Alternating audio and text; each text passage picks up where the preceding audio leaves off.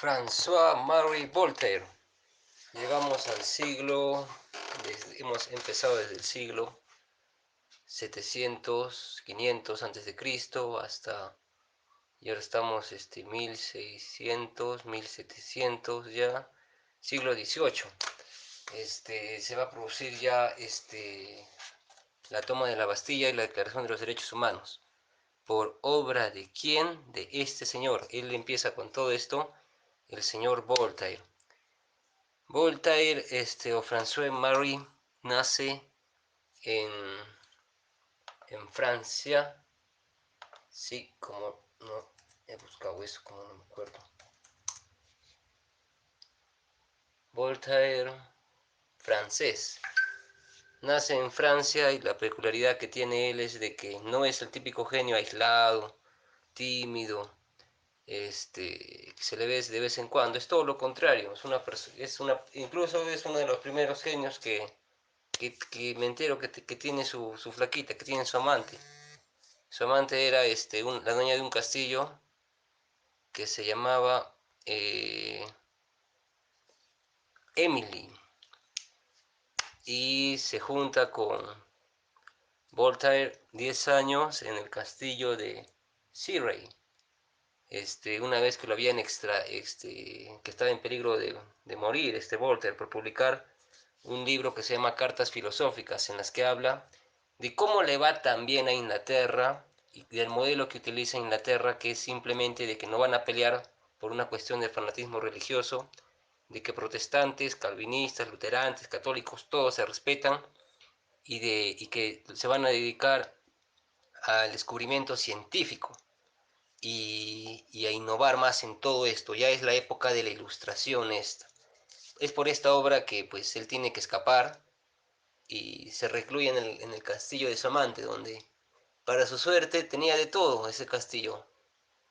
Música, instrumentos, una filósofa, vamos a decirle así, a un amante de las letras, vamos a decirle así.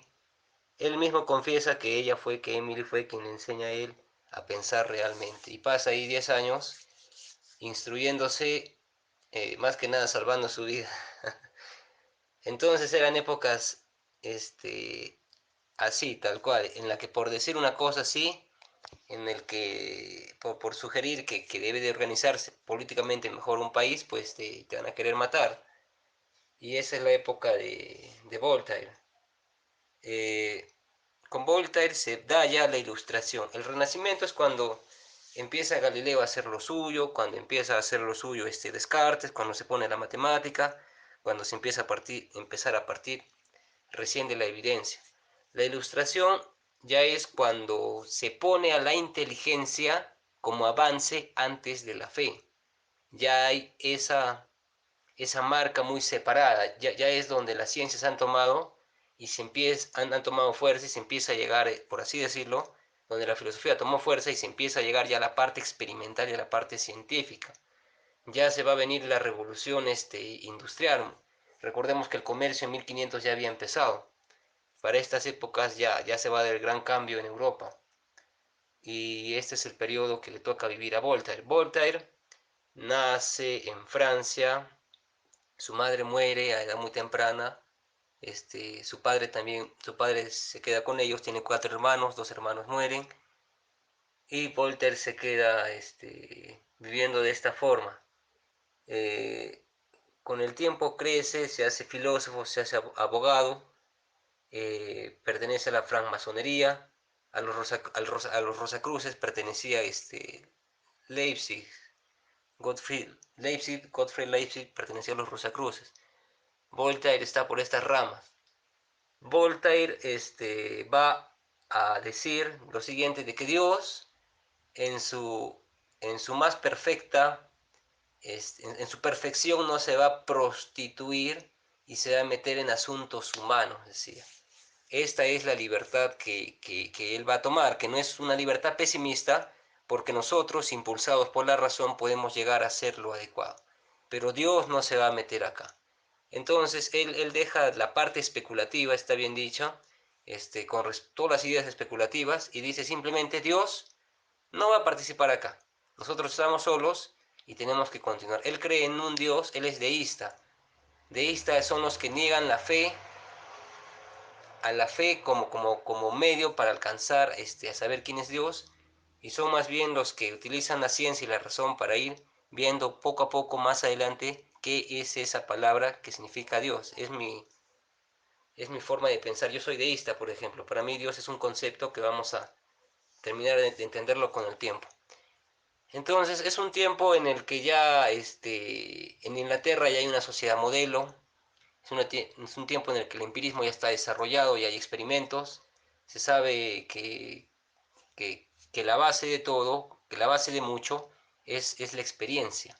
Hay dos razonamientos a priori en los que él te habla de que Dios es perfecto, por lo tanto Dios está, y a posteriori en el que se puede lograr conocer a Dios, pero a partir de la razón. Entonces Voltaire, pues vive en estas épocas y él lo que va a hacer es analizar a la sociedad, porque se vivía en una época de crisis. Había la fiesta de un santo, de San Bernardo, creo que era no sé, y hubo una matanza en esa fiesta por una cuestión fanática.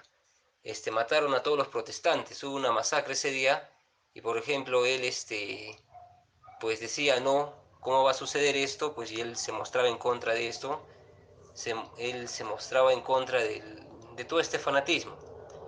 El Dios de la iglesia jamás ha sabido quién es Dios. San Agustín se ha valido del filósofo Plotino para decir quién era Dios. Santo Tomás de Aquino se ha valido de Aristóteles para decir quién era Dios, para interpretar las escrituras. Estoy diciendo bien. Erasmo se valió de los nuevos, se mató el fanatismo y se orientó más al tema de dejar la guerra, las cruzadas, por ejemplo. Y eso lo hizo inspirado en toda la literatura grecolatina también. Este, y Voltaire también hace lo suyo porque él va a terminar de dar el corte final con el tiempo a todo lo que es esto del fanatismo. La enciclopedia es una de las obras más grandes, no sé cuántos tomos tiene, creo que tiene 28 tomos, 38 tomos, 48 tomos, entre un cuarto y la mitad es solo de puras láminas, y tiene todos los últimos avances que había en el momento. Entonces ya era incontenible, las letras y la ciencia ya eran incontenibles, estaban por todo lado. Él tiene un primer percance en una obra teatral, contra una autoridad, me parece, y después vuelve a tenerlo durante una comedia, por lo cual es encerrado en la Bastilla. Sale y después vuelve a entrar en conflicto con otro, con otro regente, digamos, del país. Hubo un cambio en ese entonces en Francia, y entra un regente y vuelve a tener un conflicto con ellos. Los filósofos siempre han sido consejeros, siempre por toda su capacidad y por sus ideas, siempre han estado al lado de los reyes y han sido muy influyentes. Es por esto que él, y después de eso, por cartas filosóficas, ya es que él termina escapando y termina recluyéndose. Entonces, por ejemplo, llega a pasar que Rousseau va a ir a verlo a Diderot, que es quien crea este, la enciclopedia, y Diderot estaba encarcelado. Rousseau viene a hacer todo lo contrario a lo que piensa Voltaire. Voltaire es de la derecha, cree en la libertad, cree en el progreso, cree en las ciencias. Rousseau es del lado izquierdo. Dice que la libertad no es adecuada, porque el hombre no sabe manejarla. Dice de que el progreso, las máquinas van a terminar llevando al hombre hacia lo malo, y es pesimista, te dice de que al final el hombre no va a poder este, lograr mejorar. Hay que volver a la antigüedad, donde no había progreso, y ahí sí existían las sociedades ideales, como la sociedad, como Grecia, por ejemplo, la cuna de la civilización. Entonces, hay una gran disputa entre Rousseau y entre Voltaire. Y Rousseau incluso se pasa al catolicismo, y Voltaire es de la idea de no creer en Dios de esa manera. Entonces ellos van a ser los que van a empezar las famosas corrientes de la derecha y de la izquierda, que más adelante ya lo va a desarrollar Gramsci, lo va a desarrollar este, claro, con Gramsci nace la izquierda más adelante. Entonces, esto es lo que sucede. ¿A qué se dedica principalmente Voltaire? Voltaire analiza la sociedad china, analiza la sociedad persa, analiza la sociedad africana, analiza la sociedad romana, me falta una, analiza la sociedad africana, la china, analiza a Rusia, analiza a Inglaterra, analiza todas las sociedades para darse cuenta cómo es que ha ido evolucionando la sociedad. Y él te dice que el progreso viene a partir de la razón y de la ciencia, y que es cierto que te eleva y en un momento se estanca, pero vuelve a renacer para seguir creciendo. Por lo tanto, hay que apostar por la ciencia y por la divulgación científica. Hay que estar en contra del oscurantismo, que era pues lo que practicaba la iglesia, ocultar todos los conocimientos y ocultar todo y matar por cosas como estas. Los protestantes los mataban por ser protestantes, y también mataban a las mujeres de los protestantes. No las mataban, a ellas sí las castigaban.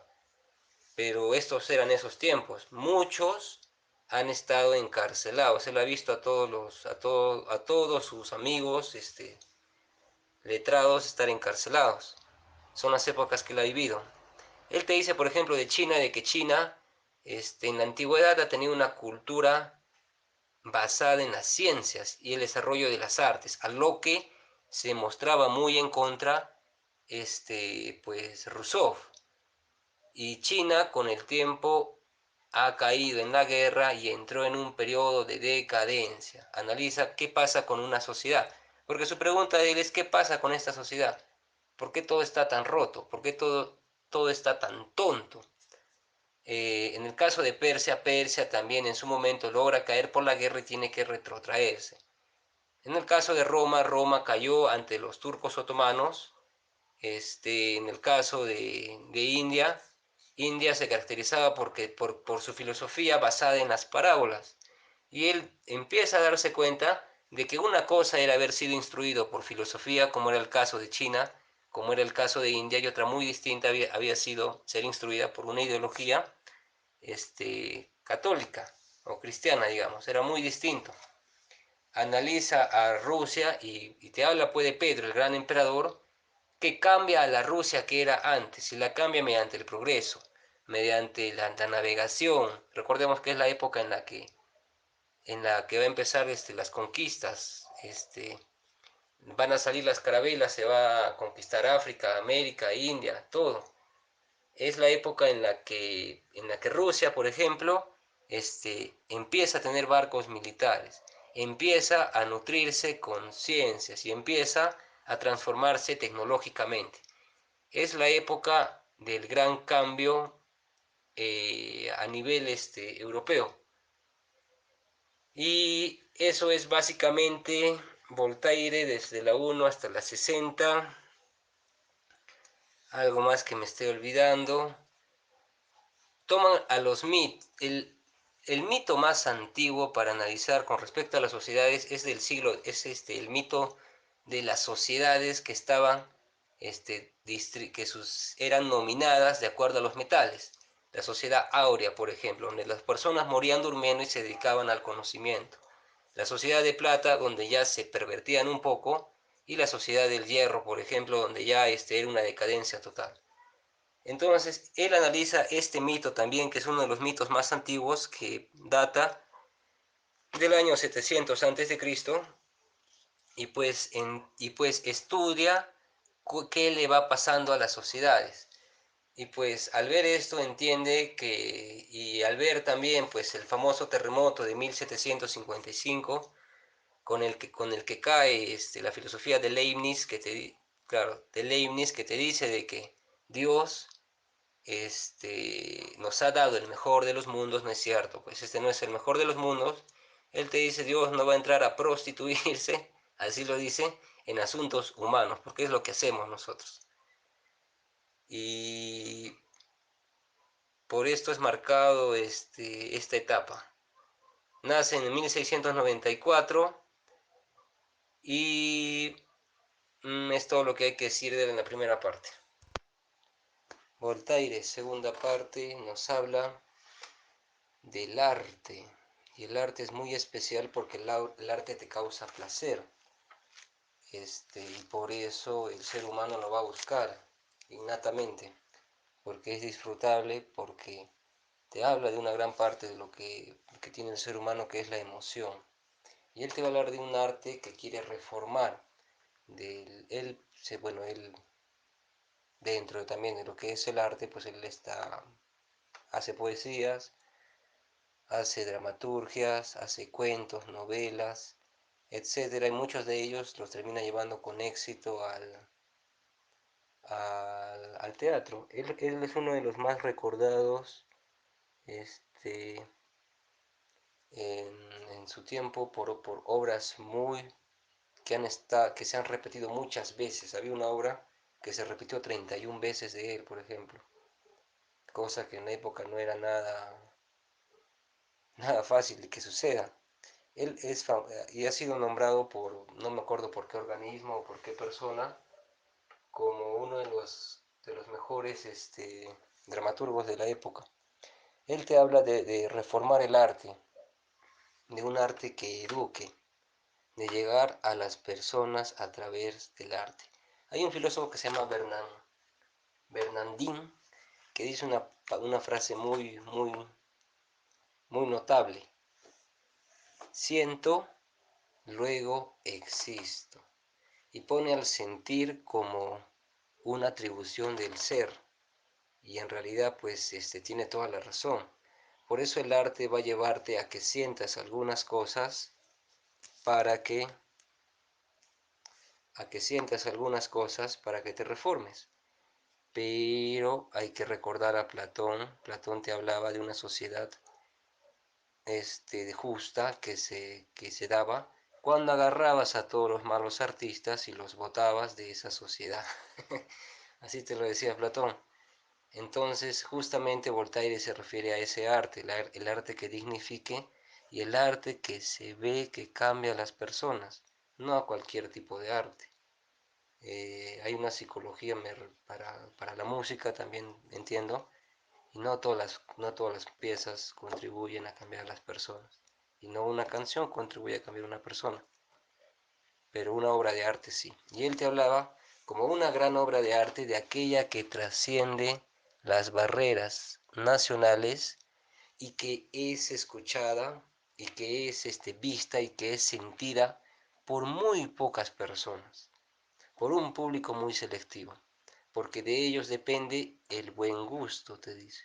Entonces no te habla de cualquier arte, de entregarte el arte para educarte, no todo el arte educa. Entonces él habla del arte y de reformarlo.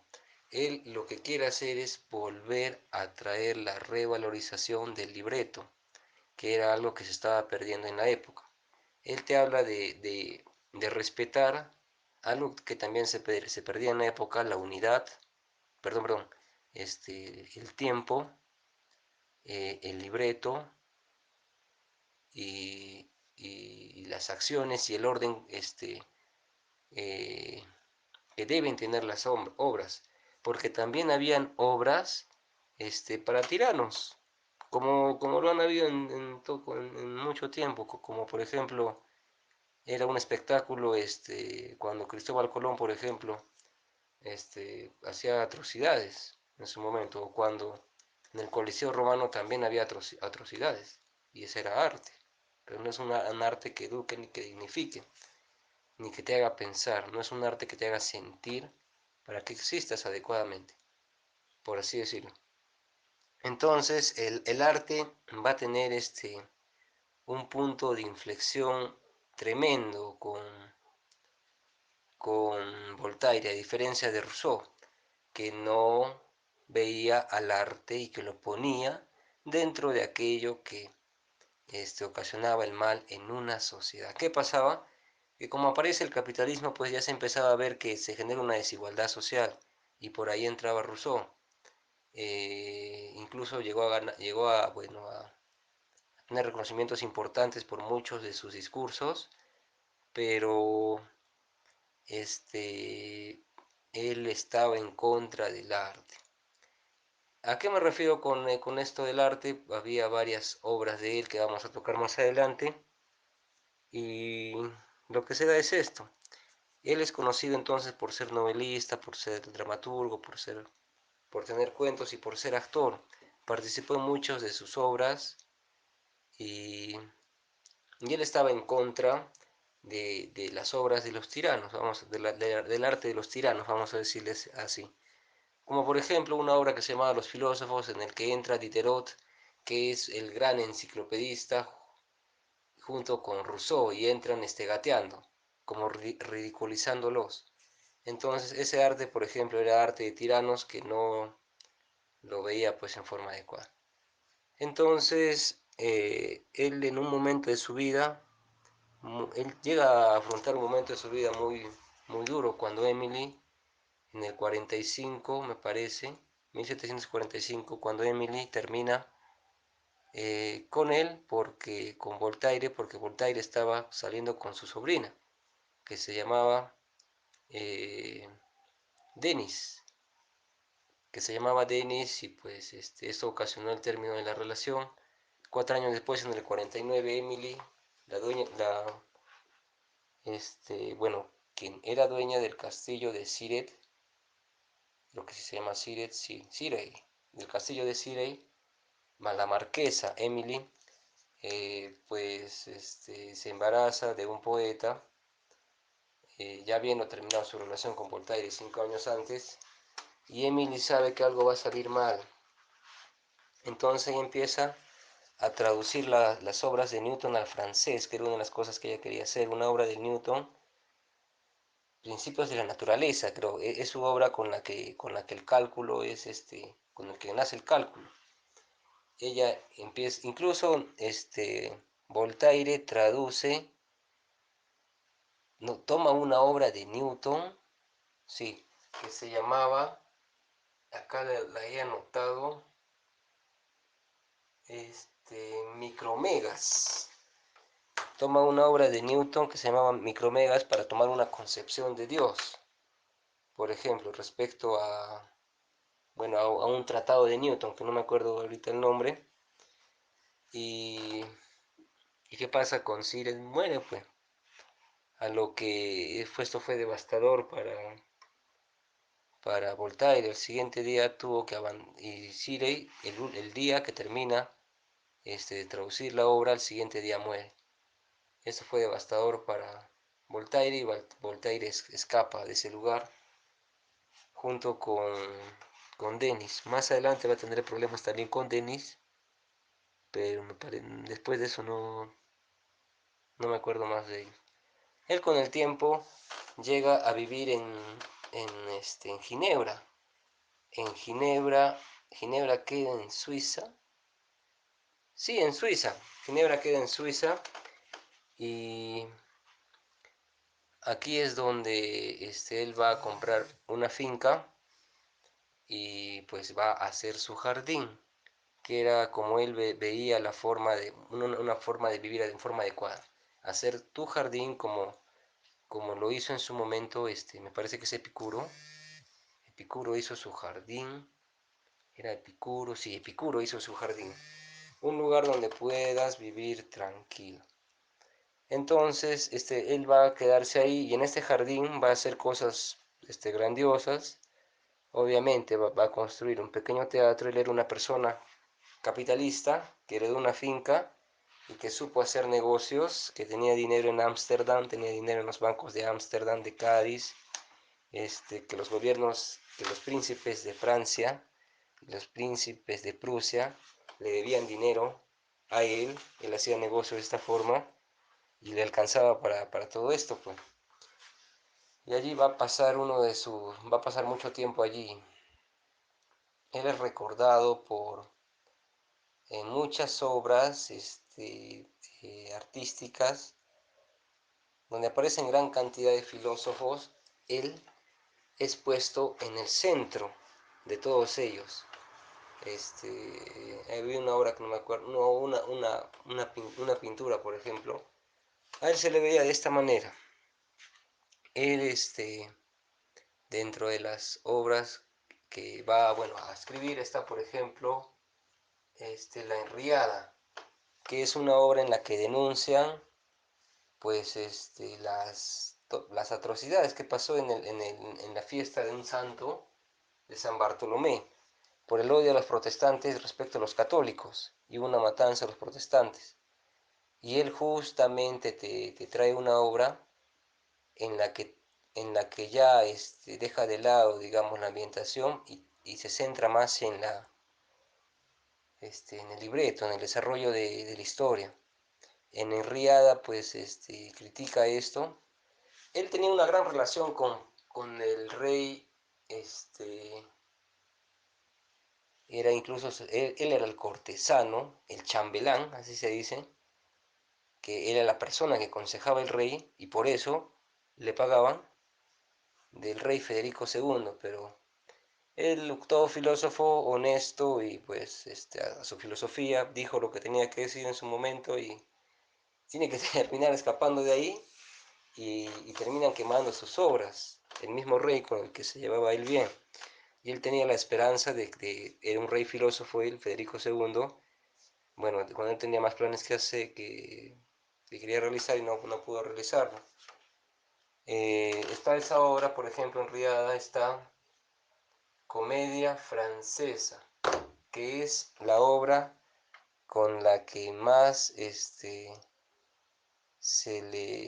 una de sus obras, sí, un ratito, es una de sus obras más recordadas. ¿Por qué? Porque hace todo, toma el tema del amor, mediante un sultán. Había un sultán. El sultán puede estar con varias mujeres, pero este sultán decidió amar a una esclava. ¿Y qué pasa con esta esclava? Esta esclava pues tenía un hermano y el hermano era cristiano, al igual que ella. Y el hermano tenía la intención de liberar a todos los prisioneros que tenían que tenía pues el sultán en sus calabozos. Y en un momento, pues, al enterarse esto, la esclava que tenía a su gente allí, decide estar en contra del sultán y no le dice directamente qué es lo que sucede. El sultán entiende de que él con su hermano, obviamente el sultán no sabía, pues eran pareja, y enfermo de celo los mata a los dos, hasta que descubre la verdad y él termina suicidándose. Entonces, este es el arte que educa, pues. Sientes y luego existes. Y era lo que se vivía en la época. El fanatismo religioso, que después va a ser denunciado por una obra que se llama Tragedia, en la que ponen a Mahoma y su intención de él es hacer entender al mundo que justo lo que él piensa, su forma de pensar con respecto a Dios, él es deísta.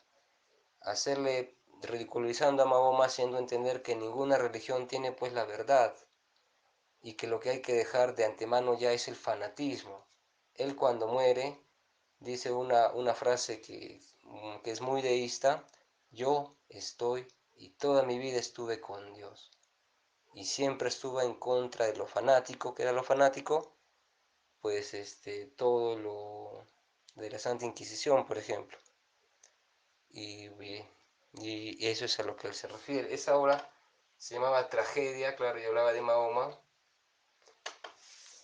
Y ese es Voltaire. Hay una obra más que trata, voy a revisarla, Cándido, con la que él te da su concepción con respecto a la vida, que cómo hay que vivirla. Por ejemplo, Cándido era una persona muy inocente que creía en todo y pues iba por ahí y lo timaban, iba por ahí y lo timaban, hasta que él termina encontrando una ciudad especial donde él pudo vivir, crea un pequeño jardín.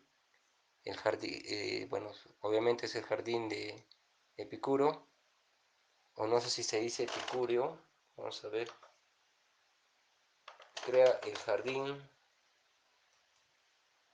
es Epicuro, y crea su jardín y ahí pues él llega a ser muy feliz, pero era un lugar donde había mucho oro y más adelante podía ser asediado por, por el resto de las repúblicas, no de de los principados, de las monarquías, si había monarquías.